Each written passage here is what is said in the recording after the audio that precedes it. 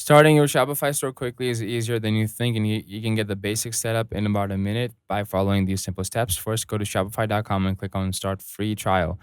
Enter your email, create a password, and pick a unique store name that represents your brand. Shopify will then ask a few questions about what kind of products you want to sell and whether you're already selling elsewhere.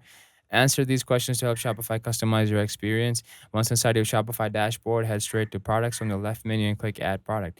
Fill in the product title, write a clear and simple description, set your price, and upload some good quality photos. Don't stress about making it perfect right away. You can always improve your listings later.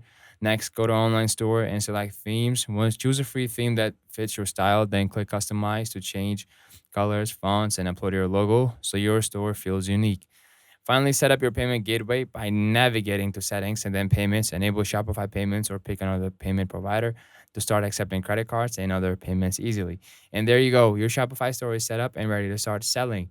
If you want me to cover product sourcing, marketing tips, or detailed store customization, make sure to like, follow, and leave your questions in the comments.